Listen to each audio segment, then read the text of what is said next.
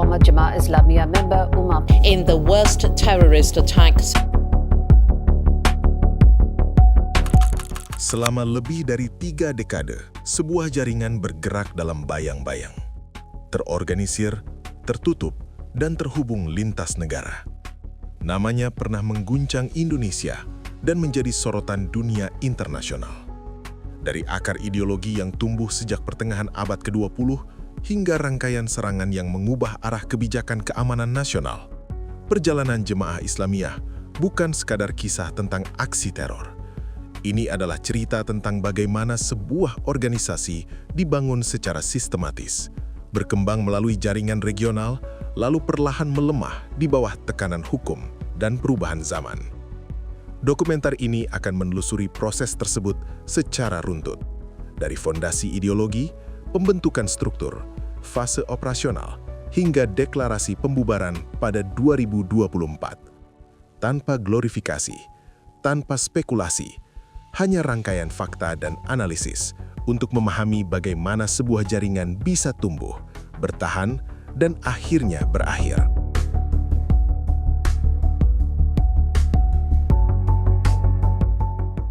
Kemunculan Jemaah Islamiyah tidak terjadi secara tiba-tiba. Akar gagasannya dapat ditelusuri hingga dinamika gerakan Islam politik di Indonesia pada pertengahan abad ke-20. Pada era 1950-an, muncul gerakan bersenjata bernama Darul Islam yang mengusung cita-cita pembentukan negara berdasarkan syariat. Gerakan tersebut berhasil ditumpas oleh pemerintah, namun jaringan ideologinya tidak sepenuhnya hilang. Memasuki masa Orde Baru, kebijakan keamanan yang ketat terhadap kelompok Islam radikal membuat sebagian aktivis bergerak secara tertutup. Dalam konteks inilah muncul 2 tokoh penting, Abdullah Sungkar dan Abu Bakar Ba'asyir. Keduanya memiliki pandangan bahwa sistem pemerintahan Indonesia tidak sesuai dengan konsep negara Islam yang mereka yakini. Aktivitas dakwah dan jaringan mereka mulai diawasi negara. Tekanan politik pada akhir 1970-an hingga 1980-an mendorong keduanya meninggalkan Indonesia dan menetap di Malaysia. Pada periode yang sama, konflik di Afghanistan melawan Uni Soviet menjadi magnet bagi banyak relawan dari berbagai negara. Sebagian jaringan Asia Tenggara turut terlibat dalam konflik tersebut. Di sana terbentuk relasi internasional, pertukaran ideologi, serta pengalaman militer yang kelak berpengaruh besar terhadap pola gerakan yang akan dibangun. Sepulangnya ke kawasan Asia Tenggara pada awal 1990-an, gagasan membentuk organisasi yang lebih terstruktur mulai direalisasikan. Tujuannya tidak hanya bersifat nasional, tetapi mencakup kawasan regional. Struktur dirancang berbasis sel kecil dengan sistem baiat internal dan pembagian wilayah operasi untuk meminimalkan deteksi aparat. Fondasi inilah yang kemudian berkembang menjadi organisasi yang dikenal sebagai Jamaah Islamiyah. Pada tahap awal, fokus utamanya adalah konsolidasi jaringan, kaderisasi, dan penyusunan strategi jangka panjang.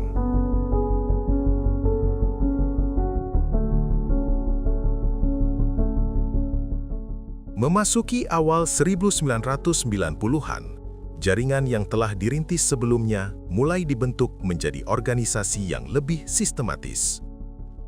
Jemaah Islamiyah tidak dibangun sebagai gerakan terbuka, melainkan sebagai struktur tertutup dengan pembagian komando yang rapi. Model ini berbeda dari pola pemberontakan lama yang bersifat frontal. Organisasi dibagi ke dalam beberapa wilayah yang disebut mantiki. Setiap wilayah memiliki tanggung jawab operasional sendiri, mencakup Indonesia, Malaysia, Singapura, hingga Filipina Selatan. Sistem ini memungkinkan koordinasi lintas negara tanpa harus bergantung pada satu pusat yang mudah dilacak. Di dalamnya terdapat pembagian tugas seperti perekrutan, pendanaan, pelatihan, hingga logistik. Salah satu faktor penting dalam fase ini adalah koneksi dengan jaringan global yang terbentuk saat konflik Afghanistan. Relasi tersebut membuka akses pelatihan militer dan dukungan finansial.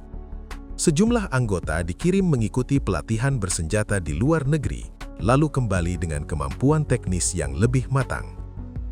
Di dalam negeri, proses kaderisasi berjalan melalui jalur pendidikan dan pengajian tertutup. Pendekatan ini membuat perekrutan berlangsung selektif dan bertahap.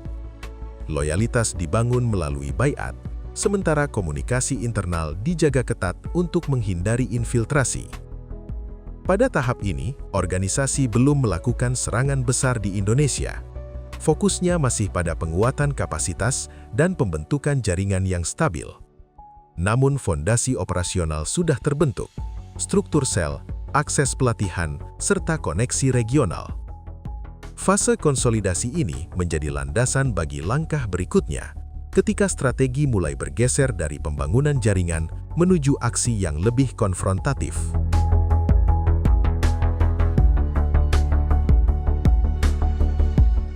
Memasuki akhir 1990-an, situasi politik Indonesia berubah drastis setelah runtuhnya Orde Baru. Transisi kekuasaan dan melemahnya kontrol keamanan menciptakan ruang gerak baru bagi berbagai kelompok, termasuk Jemaah Islamiyah. Dalam periode ini, strategi organisasi mulai mengalami pergeseran. Jika sebelumnya fokus berada pada konsolidasi dan penguatan jaringan, maka pada fase ini muncul dorongan untuk memasuki tahap operasional. Sebagian pimpinan internal menilai bahwa momentum politik regional membuka peluang untuk melaksanakan aksi yang dianggap sebagai bagian dari perjuangan ideologis mereka. Konflik komunal di beberapa wilayah Indonesia, seperti di Maluku dan Poso, turut menjadi faktor pendorong. Sejumlah anggota dikirim ke daerah konflik dengan alasan solidaritas keagamaan.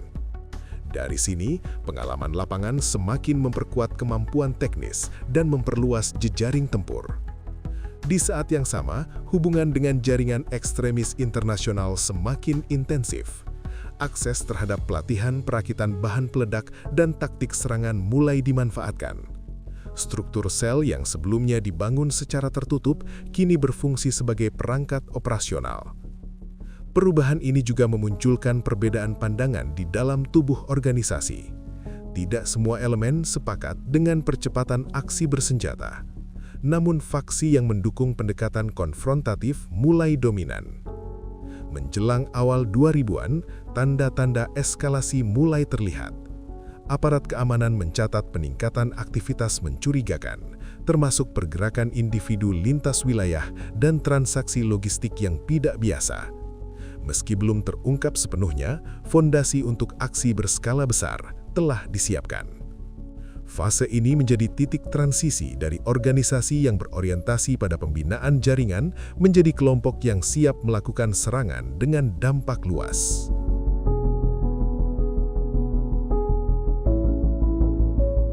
Puncak eskalasi terjadi pada 12 Oktober 2002 ketika ledakan besar mengguncang kawasan wisata Kuta, Bali.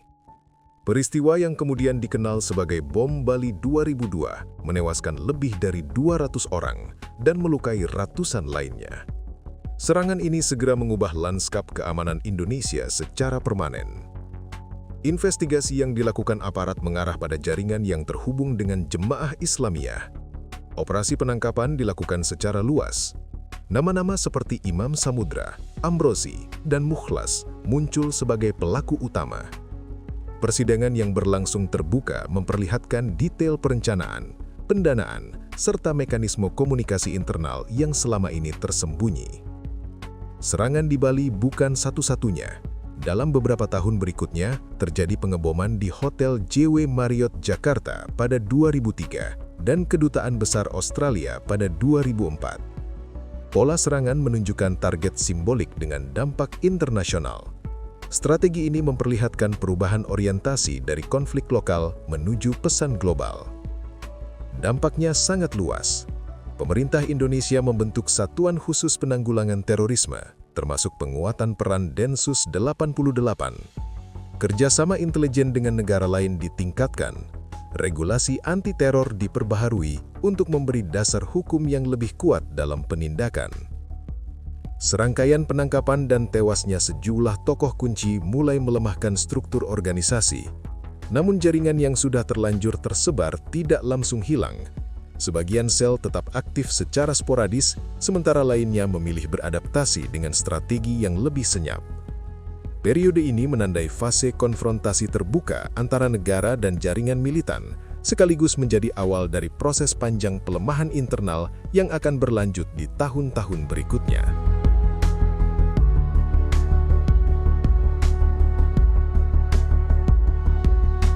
Setelah rangkaian serangan besar di awal 2000-an, aparat keamanan Indonesia meningkatkan operasi secara intensif. Penangkapan dilakukan di berbagai wilayah, termasuk Jawa Tengah, Jawa Barat, hingga Sumatera. Struktur Komando Jamaah Islamiyah mulai terurai seiring tertangkap atau tewasnya tokoh-tokoh penting dalam operasi penegakan hukum. Tekanan yang terus berlangsung memicu perubahan dinamika internal. Sebagian anggota menilai strategi serangan terbuka justru mempercepat kehancuran organisasi. Muncul perdebatan mengenai arah perjuangan. Faksi yang lebih berhati-hati mendorong pendekatan jangka panjang melalui pendidikan dan penguatan ekonomi, sementara kelompok garis keras tetap mempertahankan opsi kekerasan. Dalam situasi ini, jaringan tidak sepenuhnya bubar. Mereka beradaptasi. Pola komunikasi menjadi lebih tertutup. Rekrutmen dilakukan secara selektif melalui lingkaran kepercayaan. Aktivitas yang berisiko tinggi dikurangi, digantikan dengan penguatan basis sosial melalui lembaga pendidikan dan kegiatan keagamaan yang legal secara administratif. Di sisi lain, beberapa mantan anggota memilih membentuk kelompok baru dengan strategi berbeda. Perpecahan ini melemahkan kohesi organisasi, tetapi juga menyulitkan pemetaan karena jaringan menjadi lebih terfragmentasi. Operasi keamanan yang konsisten selama lebih dari 1 dekade perlahan menggerus kemampuan operasional mereka. Sumber daya menurun, ruang gerak semakin sempit, dan pengawasan semakin ketat. Pada titik ini, organisasi tidak lagi berada pada posisi ofensif, melainkan bertahan di tengah tekanan berkelanjutan. Fase ini menjadi periode penyesuaian panjang ketika jaringan mencoba mempertahankan eksistensi tanpa kembali memicu respons keras negara seperti yang terjadi sebelumnya.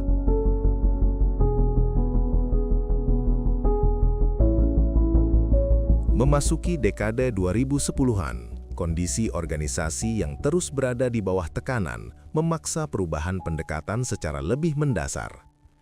Jemaah Islamiyah tidak lagi berada pada fase konfrontasi terbuka.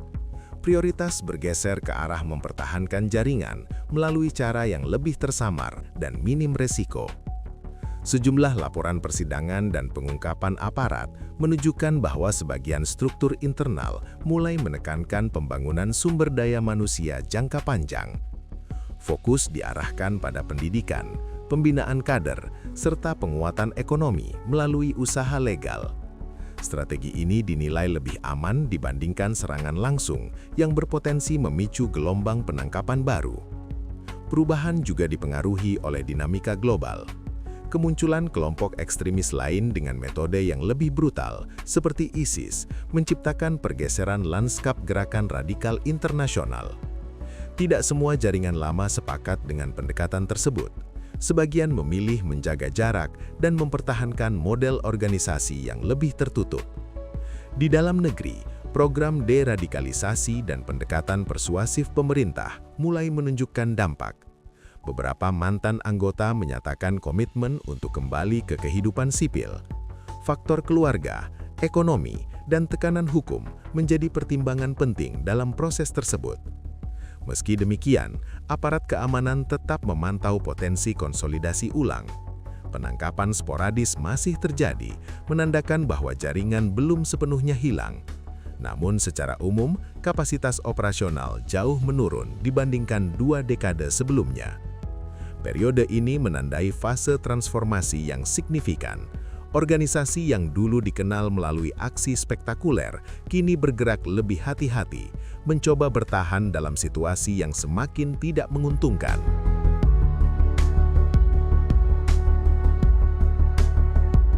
Menjelang awal dekade 2020-an, kapasitas jemaah Islamiyah semakin terbatas. Penangkapan berkelanjutan terhadap figur-figur strategis membuat rantai komando tidak lagi solid. Aparat keamanan mengungkap jaringan pendanaan, struktur kepemimpinan tersisa, serta pola kaderisasi yang masih berjalan secara tertutup. Tekanan hukum tidak lagi bersifat reaktif, tetapi preventif. Dalam situasi tersebut, muncul dinamika internal yang semakin kuat untuk mengakhiri konfrontasi dengan negara. Sebagian pimpinan yang masih aktif menilai bahwa keberlanjutan organisasi dalam bentuk lama sudah tidak realistis. Risiko hukum, pengawasan ketat, serta perubahan lanskap keamanan membuat ruang gerak semakin sempit. Pada 30 Juni 2024, sejumlah tokoh yang disebut sebagai representasi struktur terakhir menyampaikan pernyataan resmi pembubaran. Mereka menyatakan penghentian aktivitas organisasi dan komitmen untuk tidak lagi terlibat dalam agenda kekerasan. Pernyataan tersebut juga disertai penegasan kembali pada kepatuhan terhadap hukum dan sistem negara yang berlaku. Langkah ini menjadi momen penting dalam sejarah panjang jaringan tersebut. Untuk pertama kalinya, pembubaran diumumkan secara terbuka oleh elemen internal, bukan akibat operasi penumpasan langsung. Pemerintah melalui lembaga terkait kemudian memfasilitasi proses integrasi sosial bagi mantan anggota yang ingin kembali ke kehidupan sipil. Namun, deklarasi formal tidak otomatis menghapus jejak ideologi yang pernah berkembang selama puluhan tahun. Aparat tetap melakukan pengawasan untuk memastikan tidak terjadi konsolidasi ulang dalam bentuk baru. Peristiwa ini menandai babak akhir organisasi dalam bentuk strukturalnya, sekaligus membuka pertanyaan mengenai dampak jangka panjang terhadap ekosistem radikalisme di Indonesia.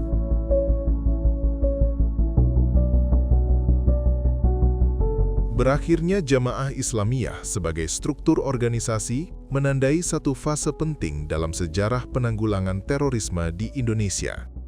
Selama lebih dari 3 dekade, jaringan ini berkembang dari warisan ideologi lokal, terhubung dengan konflik global, lalu mencapai puncaknya melalui serangan berskala internasional sebelum akhirnya melemah secara sistematis.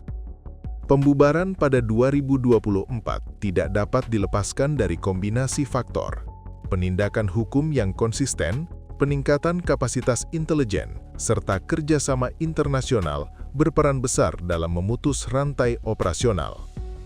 Di sisi lain, pendekatan non-represif seperti deradikalisasi dan reintegrasi sosial turut memengaruhi pilihan sebagian anggota untuk meninggalkan jalur kekerasan. Namun, pembubaran organisasi tidak serta-merta mengakhiri tantangan. Ideologi tidak bekerja seperti struktur formal. Ia dapat bertahan dalam ingatan, relasi sosial, dan narasi yang diwariskan.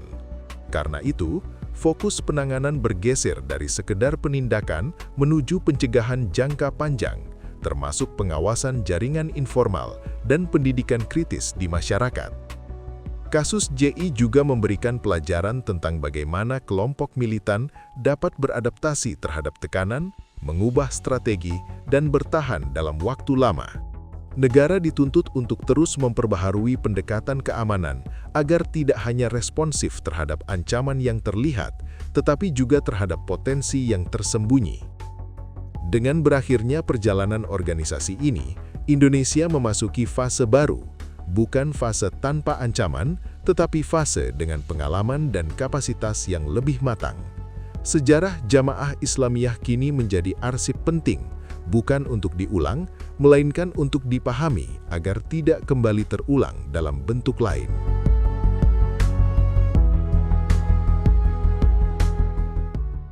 Pembubaran resmi pada 2024 menandai berakhirnya satu bab penting dalam sejarah keamanan Indonesia. Namun, pengalaman panjang menghadapi Jemaah Islamiyah meninggalkan pelajaran yang tidak sederhana. Kasus ini menunjukkan bahwa jaringan ekstremis tidak lahir secara instan. Ia terbentuk dari kombinasi ideologi, kondisi politik, relasi internasional, dan momentum sosial. Ketika struktur formal dibubarkan, tantangan berikutnya adalah memastikan bahwa pola lama tidak muncul kembali dalam bentuk baru. Upaya penegakan hukum, deradikalisasi, dan penguatan ketahanan sosial menjadi bagian dari proses panjang tersebut. Stabilitas tidak datang dari satu operasi besar, tetapi dari konsistensi kebijakan dan kewaspadaan berkelanjutan. Sejarah telah mencatat perjalanan organisasi ini. Tugas berikutnya adalah memastikan bahwa catatan tersebut menjadi pembelajaran, bukan pengulangan.